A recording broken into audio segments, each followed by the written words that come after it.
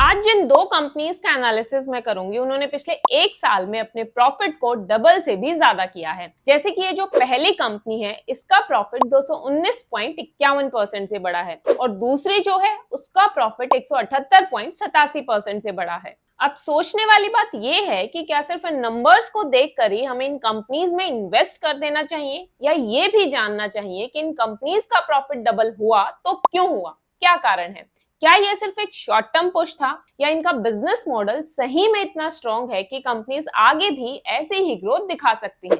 तो आज के इस वीडियो में मैं इन सब पॉइंट्स के बारे में बिल्कुल डिटेल में बात करूंगी। हम ये भी समझेंगे कि कैसे इन कंपनीज ने अपना प्रॉफिट डबल किया, इसके पीछे के फंडामेंटल फैक्टर्स क्या हैं और इन्वेस्टर्स के लिए आगे क्या अपॉर्चुनिटीज और रिस्क हो सकता है। तो एनालिसिस शुरू करते हैं। जो हमारा पहला स्टॉक है वो है sky gold and diamonds limited. देखो, स्काई गोल्ड एक ज्वेलरी मैन्युफैक्चरिंग कंपनी है। ये कंपनी खुद के शोरूम्स नहीं चलाती जैसे कि तनिष्क या कैरेटलिन जैसी कंपनीज चलाती हैं, बल्कि ये इन सब के लिए गोल्ड ज्वेलरी बनाती है जैसे कि चेन्स, नेकलेस, रिंग्स, बैंगल्स, ये सब। मतलब इनका बिजनेस B2C नहीं B2B है। अगर मैं इनके क्लाइंट्स की बात करूं तो ये कंपनी रिलायंस, कैरेटलिन, आदित्य बिरला, PN गाडगिल और कला मंदिर जैसे बड़े बड़े ब्रांड्स को अपना माल सप्लाई करती है। इनका मेन बिजनेस इंडिया में ही है, लेकिन अभी इन्होंने दुबई में अपनी एक नई सब्सिडियरी ली है गन्ना एंड गोल्ड के नाम से, ताकि ये मिडिल ईस्ट मार्केट को भी टारगेट कर सके। अब इस स्टॉक को मैंने क्यों पिक किया वो इसके फाइनेंशियल से आपको पता लगेगा।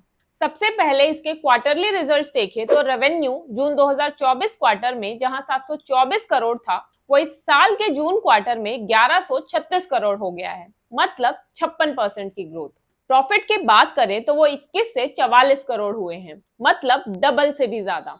इसके अलावा कंपनी के ग्रोस मार्जिन्स भी 6.4% से बढ़ के 8% तक इंप्रूव हुए हैं। अब ये इंप्रूवमेंट्स हुए क्यों, तो इसके पीछे 3-4 इंपॉर्टेंट रीजंस हैं। पहला तो ये कि कंपनी अपने एडवांस गोल्ड मॉडल पर ज्यादा फोकस कर रही है और इसका वॉल्यूम भी इस क्वार्टर में 5% तक बढ़ा है। एडवांस गोल्ड मॉडल में कंपनी दूसरे ब्रांड्स जैसे कि तनिष्क या कैरेटलिन से गोल्ड लेती है और फिर उसे ज्वेलरी में कन्वर्ट करके डिलीवर करती है। इसका फायदा ये है कि वर्किंग कैपिटल कम लगता है और मार्जिन्स इंप्रूव होते हैं। दूसरा, कंपनी अपने कोर 22 कैरेट गोल्ड ज्वेलरी के अलावा अब 18 कैरेट ज्वेलरी पर भी फोकस कर रही है। 18 कैरेट ज्वेलरी में मार्जिन्स कंपैरेटिवली ज्यादा होते हैं 22 कैरेट से, इसलिए कंपनी ने अपने 18 कैरेट के कंट्रीब्यूशन को 4% से बढ़ा के 7% कर लिया है इस क्वार्टर में। मार्जिन्स में इंप्रूवमेंट का तीसरा रीजन है कि कंपनी ने अभी 22 कैरेट सेगमेंट में ही फेदर लाइट और लाइट वेट डिजाइन लॉन्च किए जिसमें मार्जिन्स ज्यादा रहते हैं। और चौथा रीजन है एक्सपोर्ट्स। कंपनी अब एक्सपोर्ट्स पर भी फोकस कर रही है जिसमें मार्जिन्स डोमेस्टिक मार्केट से 0.5% ज्यादा मिलते हैं। एक और भी रीजन है इसके मार्जिन्स इंक्रीज होने का जो मैं आपको आगे बताऊंगी। इस क्वार्टर का एक और पॉजिटिव पॉइंट ये है कि कंपनी ने अपनी प्रोडक्शन कैपेसिटी को 30% इंक्रीज कर दिया है। पहले जहां 349 केजी पर मंथ प्रोडक्शन होता था, अब 456 केजी पर मंथ हो गया है और मैनेजमेंट का टारगेट है कि साल के एंड तक इसे 650 केजी पर मंथ तक ले जाया जाए। मैनेजमेंट ने ये टारगेट कंजर्वेटिव बताया है, मतलब उनको पूरा कॉन्फिडेंस है कि इतना तो होगा ही। ये क्लियरली दिखाता है कि कंपनी अपने ग्रोथ प्रोस्पेक्ट्स को लेकर श्योर है। इसके बाद अगर इसकी ईयरली परफॉर्मेंस को देखें तो पिछले साल के कंपैरिजन में रेवेन्यू 1749 करोड़ से बढ़कर 3548 करोड़ पहुंच गया, मतलब डबल से भी ज्यादा। अगर मैं आपको इसका ब्रेकअप बताऊं तो लगभग 87% सेल्स 22 कैरेट से आती है, 7% 18 कैरेट से और 5% जॉब वर्क से। अब जॉब वर्क का सिंपल मतलब ये है कि बड़े क्लाइंट्स जैसे कि रिलायंस या कैरेटलिन अपना गोल्ड स्काई गोल्ड को देते हैं और कंपनी उसी गोल्ड से उनके लिए नए डिजाइन्स बनाकर रेडी कर देती है।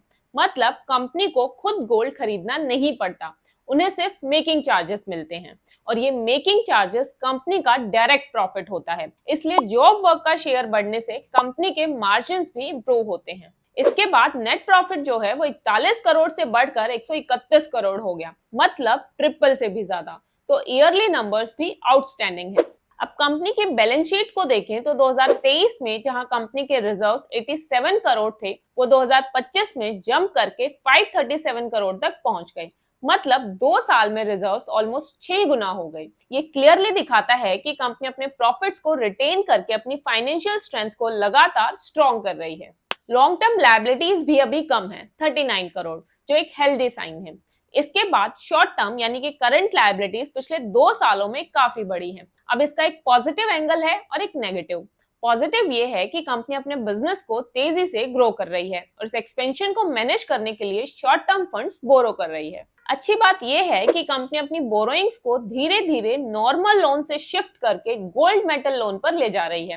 गोल्ड मेटल लोन का फायदा यह है कि इसमें फाइनेंसिंग कॉस्ट कम लगती है, जिससे कि मार्जिन्स और प्रॉफिटेबिलिटी दोनों को सपोर्ट मिलता है। अब नेगेटिव इसका यह है कि अगर short term liabilities fast pace से बढ़ती हैं तो वर्किंग कैपिटल पे प्रेशर आ सकता है। अगर कंपनी अपने रिसीवेबल्स को टाइम पे रिकवर नहीं करती और इन्वेंट्री को एफिशिएंटली मैनेज नहीं करती तो लिक्विडिटी इश्यूज आ सकते हैं। इसके बाद एसेट साइड अगर देखें तो यहाँ भी अच्छी ग्रोथ दिख रही है। फिक्स्ड एसेट्स 35 करोड़ से बढ़कर 64 करोड़ हो गई, जो क्लियर सिग्नल है कि कंपनी अपनी मैन्युफैक्चरिंग कैपेसिटी एक्सपेंड कर रही है। साथ ही इन्वेस्टमेंट्स भी 91 करोड़ से जंप करके 397 करोड़ हो गई। मतलब कंपनी अपनी सब्सिडियरीज और नई बिजनेस अपॉर्चुनिटीज में एक्टिवली पैसा लगा रही है। ओवरऑल एसेट साइड की ग्रोथ ये दिखाती है कि कंपनी फ्यूचर एक्सपेंशन के लिए अपना स्ट्रॉन्ग बेस बना रही है। अब फाइनेंशियल्स के बाद अगर हम इसकी वैल्यूएशंस को देखें तो पी रेशियो इसका एट प्रेजेंट 27.94 है, जो इसके पीयर्स से काफी कम है, और इंडस्ट्री पी 46.98 से भी काफी कम है।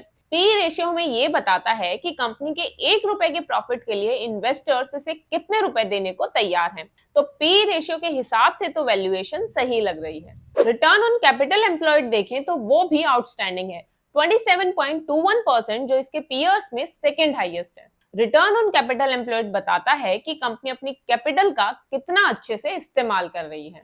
तो ओवरऑल देखें तो कंपनी के फाइनेंशियल्स और नंबर्स काफी सॉलिड लग रहे हैं, और जिस तरह से कंपनी अपनी कैपेसिटी को एक्सपेंड कर रही है उसे देखकर ये पॉसिबिलिटी लगती है कि कंपनी 5% के ओवरऑल मार्केट शेयर तक पहुंच सकती है, जो कि इसके अगले 5 साल का टारगेट है।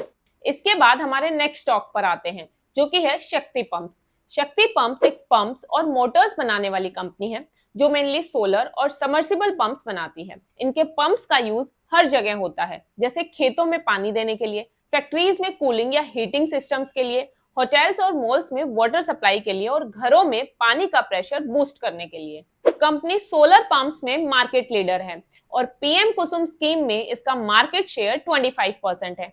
पीएम कुसुम एक गवर्नमेंट की स्कीम है जिसमें गवर्नमेंट फार्मर्स को सोलर पंप्स देती है। फिलहाल कंपनी का बिजनेस लगभग 75% तक गवर्नमेंट स्कीम्स पे डिपेंडेंट है, लेकिन अब कंपनी नॉन गवर्नमेंट बिजनेसेस में भी एक्टिवली एंटर कर रही है और अपनी गवर्नमेंट स्कीम्स पर डिपेंडेंसी को धीरे धीरे कम कर रही है। इसके अलावा ये कंपनी अब solar rooftop systems, EV Motors, controllers और चार्जर्स भी बनाने लगी है। मतलब ये सिर्फ वाटर पंप्स तक लिमिटेड नहीं है, बल्कि क्लीन एनर्जी और इलेक्ट्रिक व्हीकल इकोसिस्टम में भी अपने आप को एक्सपेंड कर रही है। कंपनी 100 से ज्यादा कंट्रीज में एक्सपोर्ट भी करती है और बुर्ज खलीफा, स्टैच्यू ऑफ यूनिटी और अक्षरधाम मंदिर जैसे बड़े प्रोजेक्ट्स में भी इनके पंप्स यूज हुए हैं। पिछले 4 साल में कंपनी के एक्सपोर्ट्स लगभग 25% के आउटस्टैंडिंग CAGR से बढ़े हैं और इसने युगांडा, बांग्लादेश, नेपाल जैसे देशों में बड़े बड़े प्रोजेक्ट्स को सक्सेसफुली कंप्लीट किया है। आज यूएसए, मिडिल ईस्ट और अफ्रीका में भी इनके प्रोडक्ट्स की डिमांड लगातार बढ़ रही है।